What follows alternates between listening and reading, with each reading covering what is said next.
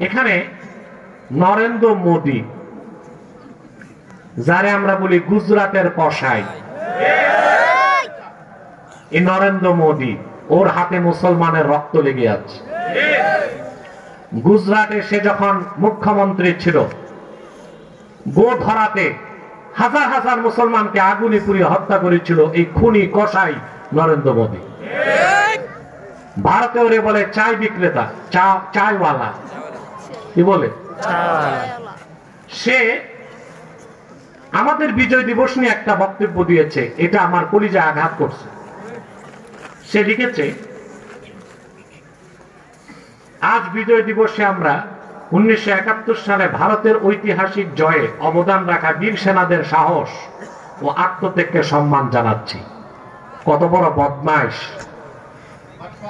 71 সালে ভারতের বিজয় হয় নাই, বাঙালির বিজয় হয়েছে, বাংলাদেশের বিজয় হয়েছে, ঠিক না? তাদের নিঃস্বার্থ উৎসর্গ এবং অটল সংকল্প আমাদের জাতিকে রক্ষা করেছে এবং আমাদের জন্য গৌরব বয়ে এনেছে। অর্থাৎ 1971 সালে 16 ডিসেম্বর আমরা বিজয় দিবস পালন করি, ঠিক না? 1971 সালে আমাদের দেশ স্বাধীন হয়েছে, 16 ডিসেম্বর আমরা বিজয় পালন করি। আপনারা জানেন ভারতীয় সৈন্যরা বাংলাদেশিদেরকে সাহায্য করেছিল, তাই বলে বিজয়টা তো আর ভারতীয়দের হয় নাই, হয়েছে বাংলাদেশিদের। বিজয় হয়েছে মুক্তিযোদ্ধাদের। এখন ওরা সহযোগিতায় কেন আসলো, এটাই তো প্রশ্ন। দেশ স্বাধীনের পর থেকে একটি দল শুধুমাত্র ভারতের দালালি করার কারণে গুজরাটের কসাই খুনি মোদী বাংলাদেশের স্বাধীনতাকে প্রশ্নবিদ্ধ করার সুযোগ পেয়েছে।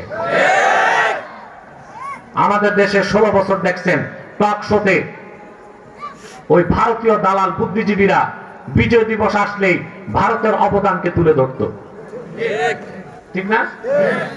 আর সেজন্যই আজকে ভারতের অবৈধ খুনি গুজরাটের কসাই মোদী আমাদের বিজয় দিবসকে প্রশ্নবিদ্ধ করার জন্য বলেছে। বাংলাদেশে যারা মুক্তিযুদ্ধ করে জীবন দিয়েছে ওদের প্রশংসা করে নাই, বরং 71 সালে যারা এখানে এসেছিল মুক্তিযোদ্ধাদের সহযোগিতা করতে তাদের প্রশংসা করেছে। বিজয় তো ভারতের হয় নাই, বিজয় হয়েছে বাংলাদেশের মুসলমানের। আমরা ঘৃণার সাথে গুজরাটের কসাই মোদীর এই বক্তব্যকে প্রত্যাখ্যান করছি। এবং আমি আগেও সরকারকে বলেছিলাম ভারতের বিরুদ্ধে ভারতের দূতাবাসকে ডেকে তলব করতে। পাইছিলেন না লেকচার? কথা বলেন। আজও বলছি, ভারতীয় রাষ্ট্রদূতকে ডেকে তলব করুন পররাষ্ট্র মন্ত্রণালয়। এই দেশের বিজয় দিবসকে নিয়ে এইরকম বিতর্কিত মন্তব্য বা বক্তব্য দেয়া ভারতের প্রধানমন্ত্রীর পক্ষে আদৌ তার কোনো অধিকার নাই। এখন প্রশ্ন আসে, তাহলে ভারত 71 সালে বাংলাদেশকে সহযোগিতা কেন করেছিল? তার প্রথম স্বার্থ ছিল 65 সালের যুদ্ধে ভারত হেরেছিল পাকিস্তানের কাছে। এই জন্য 71 সালে বাংলাদেশকে সহযোগিতা করে সে প্রতিশোধ নিতে চেয়েছিল। 2, যদি বাংলাদেশ পাকিস্তানের অংশ থাকতো তাহলে ভারত তার স্বাধীনতাকে হুমকি মনে করত। এই জন্য সে চেয়েছিল বাংলাদেশ পাকিস্তান থেকে আলাদা হয়ে একটা স্বাধীন রাষ্ট্র হোক। কথা বলেন। 3 নাম্বার, ভারতের আরো উদ্দেশ্য খারাপ ছিল, বাংলাদেশকে স্বাধীন করতে পারলে কখনো বাংলাদেশটাকে রাজ্য বানানো যায় কিনা, ভারতের অঙ্গরাজ্য। এটা সম্ভব হয় নাই, কিয়ামত তক সম্ভব হবে না, বরং এর আগে ভারত টুকরা টুকরা হবে ইনশাআল্লাহ। এখন 71 সালে মুক্তিযোদ্ধারা জীবন দিয়েছে, কিন্তু জেনারেল নিয়াজি থেকে সিগনেচার নিয়েছিল, নেওয়া দরকার ছিল আতাউল গনি ওসমানীর, যিনি মুক্তিযোদ্ধাদের সর্বাধিনায়ক ছিল, কিন্তু ওনাকে নিতে দেওয়া হয় নাই। এটা ছিল ভারতের র। আর তৎকালীন বাংলাদেশে মুজিব সরকারে ভারতের দালাল যারা ছিল তাদের চক্রান্তের কারণে ভারত 1 টাকা 2 টাকা বাংলাদেশকে স্বাধীন করে ভারত ক্ষতি করে গেছে 50 বছরে। 70-এর দশকে তারা ফারাক্কা বাদ দিয়ে বাংলাদেশকে পানি শূন্য করার চেষ্টা করেছে। 50 বছরে তারা কি না করেছে, আমাদের পাট শিল্পকে ধ্বংস করেছে, এখন চাচ্ছে আমাদের গার্মেন্ট শিল্পকে ধ্বংস করতে। বাংলাদেশে যখনই বিদেশি বিনিয়োগ এসেছে, নামই বলে দিচ্ছে আওয়ামী লীগ তো তাদের পছন্দের দল, আওয়ামী লীগকে দিয়ে তখনই হরতাল করিয়েছে।